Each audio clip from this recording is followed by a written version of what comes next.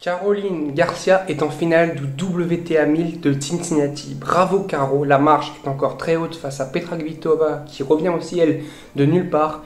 Caro Garcia était 75e il y a 3 mois et depuis le mois de juin, depuis sa victoire à Roland Garros en double avec Kristina Mladenovic, elle ne cesse de surprendre seulement 3 défaites pour plus de 20 victoires. Allez, on en parle tout de suite.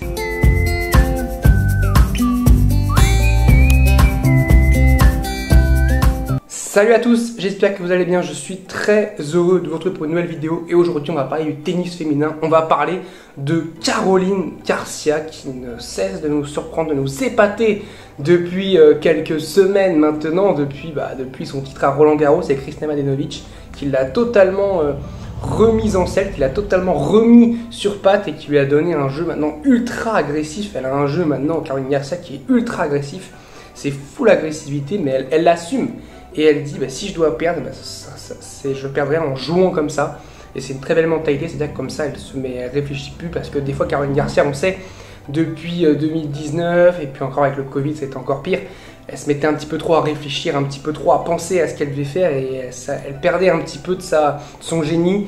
Et là, voilà, elle tape, on va en parler. Parce que ce qu'elle fait, c'est absolument dingue. Notamment, déjà, Caroline Garcia, sur le site de la WTA, c'est la meilleure joueuse en termes d'ace réalisés. Alors, oui, ça veut peut-être rien dire, mais ça donne déjà 241 points gratuits. Ça, c'était avant le tournoi à Cincinnati. Je ne sais pas combien elle a fait à Cincinnati, elle a quand même fait pas mal. Donc, elle va être vers bientôt les 280. Vraiment, ça donne quand même pas mal de points gratuits, vraiment beaucoup de points gratuits pour Caroline Garcia. Et c'est la première en WTA. Et quand on voit qu'il y a derrière, c'est quand même pas rien. Il y a quand même du Rybakina derrière, du Pliskova, qui sont des très bonnes serveuses. On a du Sakkari, du Sabalenka justement qu'elle a battu en demi-finale, on en parlera. En termes de double faute, elle en donne quand même 139. C'est pas fou, mais c'est beaucoup moins par exemple qu'une Sabalenka qui en donne 310 en 37 matchs. 310 en 37 matchs, c'est pour dire combien ça fait. C'est quand même absolument dingue de la part de Sabalenka, franchement, de faire 310 fautes directes. Je sais pas si double faute, je sais pas si on se rend compte, mais 310 c'est totalement énorme. En termes de jeu de service gagné aussi, c'est ça qui est pas mal parce qu'on sait qu'on dit souvent les clichés de WTA, il n'y a que des breaks, que des breaks, que des breaks. Caroline Garcia est quand même la 9e joueuse en termes de jeu de service remporté. Elle remporte 78% de jeu de service, ce qui est quand même pas mal. Ça veut dire que 3 jeux sur 4 de service, elle va les gagner, ce qui est vraiment bien, ce qui montre vraiment une arme. C'est ce qui montre qu'elle peut compter sur son service. Quand elle joue vraiment très bien, elle peut vraiment compter sur son service et ça fait plaisir. Même en termes de balles de break sauvées, j'ai vu, c'était plutôt pas mal. Elle est 18e de la WTA là-dessus, elle a 65% de balles de break sauvées. Ça veut dire qu'elle a 2 sur 3 balles de break sauvées, ce qui est plutôt pas mal mine de rien. Elle a un jeu très agressif au service, mais elle a aussi maintenant un jeu très agressif en retour. Et on l'a vu depuis quelques semaines maintenant. Première balle de service, elle se colle à la ligne de fond pour retourner. Ça veut dire qu'elle va essayer de couper la balle le plus rapidement possible. Alors elle est capable elle peut se prendre des aces évidemment, elle peut rater son retour, mais c'est pour montrer qu'elle sera présente. Et deuxième balle de service, elle rentre carrément dans le court, elle est carrément 1 mètre devant la ligne de fond. Et là c'est vraiment, c'est pour bourriner, c'est pour attaquer dès la seconde balle de service. Et surtout pour dire à l'adversaire 2 choses. Premièrement, ok, elle peut rater, mais en termes de bénéfice-risque, c'est ça un petit peu au tennis, c'est ça qui est important. Il faut juger le coup qu'on va faire. Est-ce que ça vaut le coup au final de réaliser ce coup? Est-ce qu'on va faire 10 fautes pour 3 coups gagnants? Là, elle a calculé ça et elle se dit, mais en fait, au retour, je peux attaquer sur chaque retour de deuxième balle parce que je sais qu'à 80% du temps, je vais ramener la balle dans le court et je vais faire mal à l'adversaire. Parce que oui, elle peut rater des retours, mais la plupart du temps, elle va les mettre dans le court et elle va se mettre, elle va se mettre très bien dans le point, elle va pouvoir avancer. Et puis elle a un très bon jeu au filet, donc elle peut aller attaquer derrière au filet. Elle peut même terminer que ce soit coup droit, revers, elle est capable de tout faire. Coup droit gagnant, revers gagnant, que ce soit coup droit croisé, décroisé, revers croisé, décroisé. On a vu un revers long de ligne hier contre Sabalenka qui était absolument fou furieux. Je crois que c'était dans le 3e set. Un revers long de ligne de psychopathe vraiment. Et donc en plus ça met 2 choses. Ça veut dire ça force l'adversaire soit à faire une petite deuxième balle et à risquer de se faire atomiser sur le retour, soit de tenter une grosse deuxième balle pour mettre la pression à Caroline Garcia, mais du coup risquer de faire la double faute. On l'a vu notamment, c'est face à Mertens. Je crois qu'il y avait 15-30 service de Mertens et il y a deuxième balle et elle sort une grosse deuxième qui est limite ligne et elle va faire un ace là-dessus parce qu'elle a pris tous les risques possibles parce qu'elle a peur. Et c'est ça aussi qui change maintenant chez Caroline Garcia, c'est que Caroline Garcia fait peur à ses adversaires. Quand tu es une joueuse et que tu arrives sur le court et qu'on te dit tu vas jouer Caroline Garcia, tu sais à quoi t'attendre, tu sais que tu peux commencer à flipper parce qu'elle est capable de te mettre les balles à droite, à gauche, elle peut te faire n'importe quoi avec sa raquette parce que vraiment, c'est Caroline Garcia, elle est comme ça, elle est capable de tout faire, honnêtement, elle peut tout faire. Elle peut très bien jouer en fond de court, très bien jouer même au filet, elle a vraiment aussi une belle vitesse, mine de rien, elle arrive bien à se déplacer. Il y a quand même beaucoup de choses qui montrent voilà, que Caroline Garcia, quand elle était 75e, c'était pas son classement, c'est juste qu'elle était en manque cruel de confiance. Et on voit quand la confiance revient, mais on voit le niveau qu'elle a. Et honnêtement, ce niveau-là, il est top 15. Il est top 15 minimum. Il est top 15 minimum parce que là, finale de WTA 1000, c'est quand même vraiment bien. Elle jouera Petra Kvitova. Elle a fait quand même une très très grosse semaine. Il ne faut pas oublier qu'elle sort des qualifs, c'est-à-dire qu'elle n'était même pas dans le grand tableau de base. Donc elle a dû jouer Diane Paris au premier tour où elle fait 3-7. Petkovic au deuxième tour des qualifs où elle fait 3-7 aussi. Donc elle fait quand même 6-7 sur 6 en qualif. Donc elle arrive quand même avec du jus un petit peu en moins. Après, elle fait un bon match contre Petra Martic. Elle joue ensuite Sakkari. Gros choc, gros duel. Elle va la battre en 3-7. Magnifique Caroline Garcia qui sera encore une joueuse du top 10 avant de sortir après Elise Mertens qui était un match contre une joueuse moins bien classée mais un match qui avait son importance parce que c'était pour être tête de série à l'US Open, pour être tête de série, la vainqueur de ce match allait être tête de série à l'US Open. Caroline Garcia du coup sera tête de série à l'US Open et peut-être même bien plus haut que ce qu'on pouvait espérer mine de rien pour Caroline Garcia. Et elle arrive là en demi-finale face à Sabalenka. Elle a déjà joué Pegula, j'ai oublié, quart contre Pegula, un quart de dingue contre Pegula aussi parce que c'était chez elle, Pegula elle met 6-1, 7-5, encore une joueuse du top 10 et elle joue une troisième joueuse du top 10 en 5 jours contre Sabalenka, Madame double faute, du coup 310 double faute en 37 matchs et elle va faire un très grand match parce qu'honnêtement le match il n'était pas facile parce qu'elle commence sur les chapeaux de roue, elle mène très vite, il y a déjà une petite pause mais elle mène 6-2.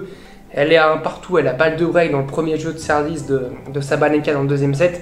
Elle est vraiment au-dessus de Sabalenka. Elle est au-dessus de Sabalenka, elle l'agresse en retour, elle l'agresse au service. Sabalenka ne voit pas le jour. Elle a gagné que 2 jeux de service, elle n'a pas réussi à breaker Caroline Garcia. Et là, pluie, la pluie qui dure pendant, je sais pas, pendant une bonne heure et demie quand même, cette pluie-là, ça dure.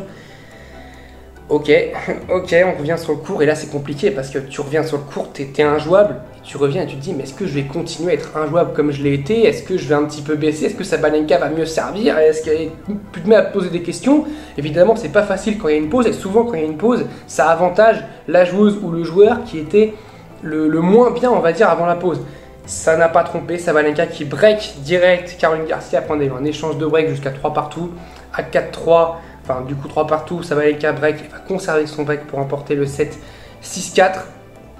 Là, ça fait mal pour Caro parce qu'elle était clairement au-dessus. La pause, faut le dire, l'a totalement minée parce qu'elle était, elle était vraiment bien, elle était vraiment dans le match et tout. Elle était vraiment rentrée dans sa demi-finale. Et du coup, là, on arrive sur un troisième set décisif où Caroline Garcia, je crois, sauve des balles de break dans le premier jeu du troisième set. C'est vraiment chaud patate.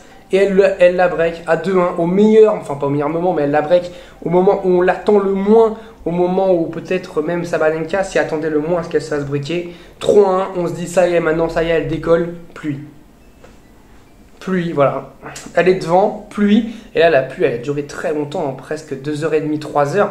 Du coup c'est compliqué mine de rien parce que dans le match, il faut se mettre en tête que le match il n'est pas fini pour les joueuses, que les joueuses elles se font le match dans la tête évidemment, elles se disent mais là, ça se trouve, j'aurais pu déjà être en conférence de presse, j'aurais pu déjà être à la douche. Elles sont en train d'un petit peu de se faire le match, de se dire, ah bah là, moi je peux la débreaker maintenant. Je sais qu'elle va avoir la pression, Caroline Garcia, quand on va revenir sur le court, il faut que je la débreak direct. Et puis, elle a été très solide sur la reprise parce qu'elle ne va plus perdre un jeu, mine de rien, elle va plus perdre un seul jeu. Si peut-être le jeu a... Non, elle perd pas un jeu, puisqu'à 5-1, elle est à 0,40. Et elle va sauver admirablement bien ses 3 balles de débreak pour le premier débreak. Et elle va s'imposer, elle va remporter ce set 6-1 face à Sabalenka. Elle ne perd plus un jeu. Après cette reprise, c'est vraiment une très très belle performance de la part de Caroline Garcia qui montre vraiment tout ce qu'elle est capable de bien faire. Elle est virtuellement maintenant 22e à la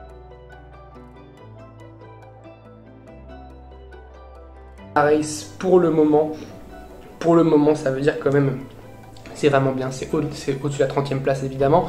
Ça peut aussi se dire qu'elle est quand même loin potentiellement pour un Masters, mais vu les points de la 8e, elle est pas si loin que ça, elle a moins de 1000 points de la 8e. Au final, l'écart est pas si grand que ça. Et on sait jamais, mais même si face à Kvitova, pour moi ça va être compliqué. Donc pour moi, ce match face à Kvitova, il va être compliqué pour deux raisons. La première, c'est que Kvitova, elle est gauchère, et donc c'est vraiment un style de jeu différent de jouer une gauchère. Kvitova, en plus, joue vraiment pas mal en ce moment, joue vraiment bien. Elle a fait un bon match face à Keys, elle joue vraiment bien. Mais le deuxième problème, surtout, c'est le temps de récupération, on va dire. Parce que Kvitova, elle a fini son match, elle est à 19h20 heure française, donc il était quoi, il y a 5 heures de décalage, donc 14h20.